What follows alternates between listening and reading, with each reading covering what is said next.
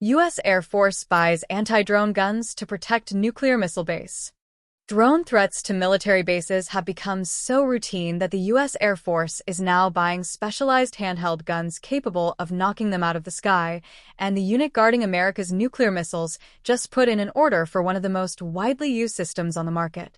The U.S. Air Force's 5th Contracting Squadron at Minot Air Force Base in North Dakota published a solicitation on June 18, 2026, seeking to procure DZYNE Technologies Dronebuster Block 4, a man-portable handheld counter-drone system for the 91st Security Forces Group, the unit responsible for protecting one of the most sensitive military installations in the United States.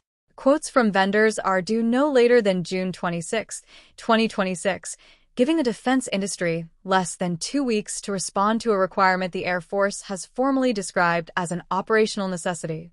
Situated in the flat plains of western North Dakota, it hosts the 91st Missile Wing, which operates 150 Minuteman III intercontinental ballistic missiles, nuclear-tipped weapons capable of reaching targets anywhere on Earth, buried in launch silos spread across roughly 8,500 square miles, 22,000 square kilometers of the northern Great Plains.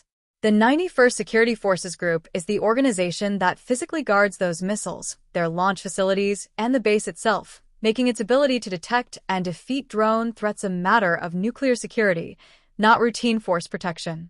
The Dronebuster Block 4, built by San Diego-based DZYNE Technologies, is a rifle-shaped electronic warfare device that a single soldier can carry and operate without additional support equipment, meaning it requires no vehicle, no power generator, and no fixed installation. The system works by emitting radio frequency jamming signals and disrupting the global navigation satellite system connections, commonly known as GNSS, that commercial drones rely on for positioning and autonomous flight, effectively forcing a targeted drone to land or return to its operator rather than continuing its mission.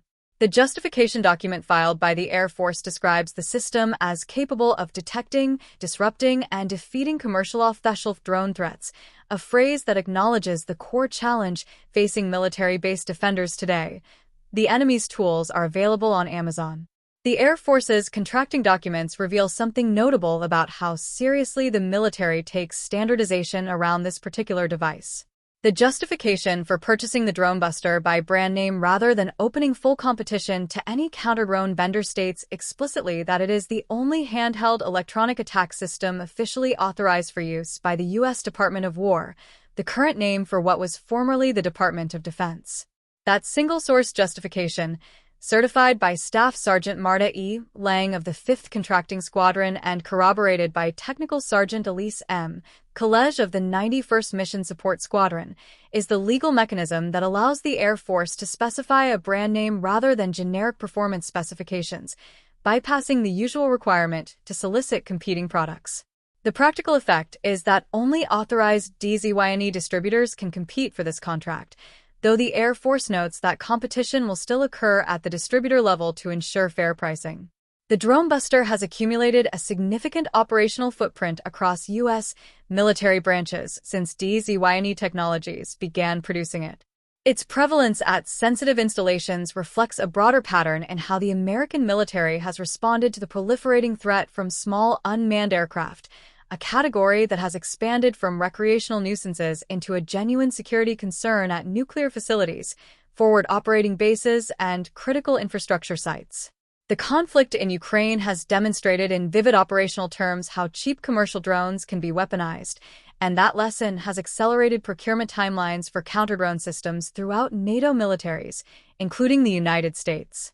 The solicitation falls under Air Force Global Strike Command, the major command responsible for America's nuclear bomber and missile forces, which underscores that this is not a peripheral acquisition buried somewhere in the logistics chain. Global Strike Command controls the B-52 and B-2 bomber fleets alongside the Minuteman III missile force, and protecting those assets from the low-cost drone threat is increasingly treated as a first-order priority rather than an afterthought.